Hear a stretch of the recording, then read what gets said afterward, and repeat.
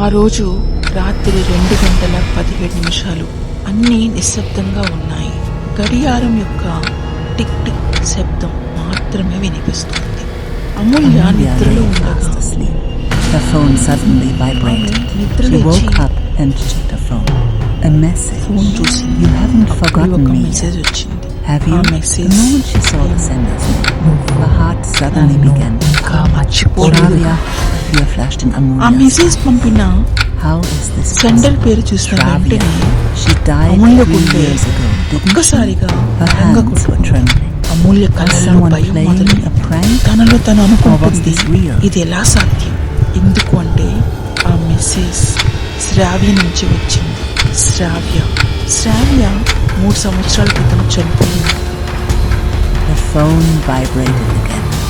I just want to see you one last time. She typed back frantically. Who are you? A few seconds passed. No reply came. The entire room fell silent. Suddenly, the light flickered faintly. A breeze stirred near the window. Then another message arrived. Amulya Tomorrow తిరిగి morning, కంగారుగా 5 type o'clock, చేసింది. come నువ్వెవరు? to our tree. We are searched within a ఎలాంటి minute. Reply రాలేదు. That tree ఆ గది అంతా was the very silent గా spot where the two ఆ of రూమ్ them లోని always లైట్లు used to sit. వెలుగుతూ Suddenly, ఆడుతూ a memory కిటికీ దగ్గర flashed through her చెట్లు mind. మెల్లిగా కదులుతున్నాయి. మళ్ళీ ఇంకొక మెసేజ్ వచ్చింది. ఈసారి మెసేజ్ ఓపెన్ చేసి చూడగా ఏముంది దాంట్లో, రేపు ఉదయం 4 గంటలకు మన చెట్టు దగ్గరకు రా అని. అమూల్య గుండెల్లో భయం పెరిగింది. చేతులు కాలు వణుకుతున్నాయి.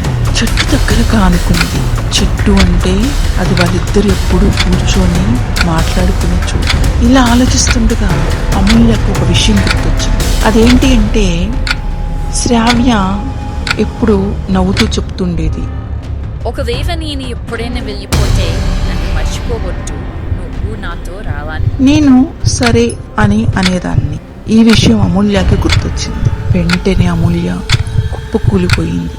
గదిలో నిశ్శబ్దంగా కూర్చుంది. ఆ రాత్రి ఆమెకు నిద్ర రాలేదు. ప్రతి నిమిషం భయం, సందేహం.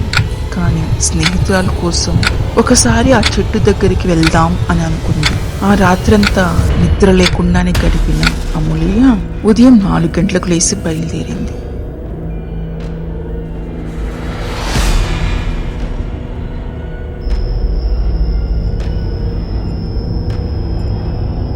చుట్టూరా మంచు గట్టిగా కమ్ముకొని ఉంది. నెమ్మదిగా ఆ చెట్టు దగ్గర నడిచింది. చుట్టూ ఎవ్వరు లేరు. చాలా అంటే చాలా సైలెంట్గా ఉంది. అక్కడికి అప్పుడే ఒక వృద్ధుడు నడుస్తూ వస్తున్నాడు. అమూల్య అతన్ని ఆపింది. తాత, ఇక్కడికి ఎవరైనా వచ్చారా నాకంటే ముందు అని అడిగింది. ఆ వృద్ధుడు కొంచెం సేపు ఆలోచించి చెప్పాడు, అయితే ఎవరు రాలేరమ్మా. రాత్రి ఒక అమ్మాయి వచ్చింది. తెల్లని డ్రెస్లో ఉంది. చాలా అంటే చాలా సైలెంట్గా చెట్టు దగ్గర నిరుపుతూ మాయమైంది. అమూల్య గుండె ఒక్కసారిగా వణికిపోయింది.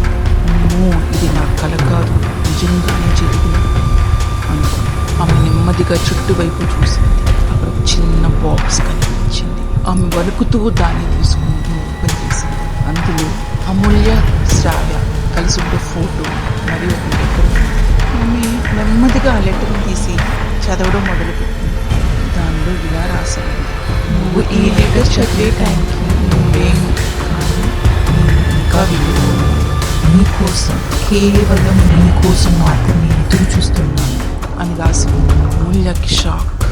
అమూల్య కళ్ళల్లో నీళ్ళొస్తున్నాయి, చెమటలు పోస్తున్నాయి. ఏం చేయాలా? ఆమె ఒక్కసారిగా కంగారు పడడం మొదలైంది. చుట్టూ చూసింది. తనకేం చేయాలో అర్థం కావాలి. అదే టైంకి మళ్ళీ ఫోన్ వైబ్రేట్ అయింది. ఈసారి మెసేజ్. ఏంటా మెసేజ్ అని ఆత్రంగా చూసింది. నువ్వు ఇచ్చిన మాట నిలబెట్టుకో, నువ్వు కూడా నాతో రావాలి. అమూల్య గుండె గట్టిగా కొట్టుకుంది. అదే టైంకి ఆ చెట్టు వెనక నుండి ఏదో ఒక తెల్లని ఆకారం తన వైపుగా వస్తున్నట్టు కనిపించింది. అది నెమ్మదిగా ఆమెను సమీపిస్తుంది. అమూల్య కళ్ళల్లో భయం, కన్నీళ్లు అన్నీ మొదలైనాయి.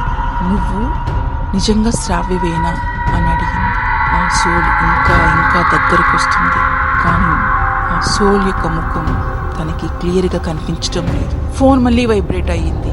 దానిలో వచ్చిన మెసేజ్, నన్ను ఒంటరిగా వదిలిపెట్టద్దు ప్లీజ్ అని. అమూల్యకి గుండె దడా దడా కొట్టుకుంటుంది. తనకు ఏం చేయాలో అర్థం కాలేదు. అమూల్య కంగారులో ఒక అడుగు వెనక్కి వేసింది. ఆమె కాలు జారి కింద ఉన్న లోయలో పడిపోయింది. ఆమె చేతిలోని ఫోన్ కూడా నేలపైన పడిపోయింది. నేల మీద పడిన ఆ ఫోన్ ఓపెన్ అయ్యింది. అదే టైంకి మెసేజ్ ఇలా వచ్చింది. థ్యాంక్ యూ అమూల్య, నువ్వు ఇచ్చిన మాట నిలబెట్టుకున్నావు. ఇప్పుడు నేను ఒంటరిని కాదు, నువ్వు కూడా నాతోనే ఉన్నావు అని. సో కొన్ని మెసేజ్లకు రిప్లై ఇవ్వకపోవడమే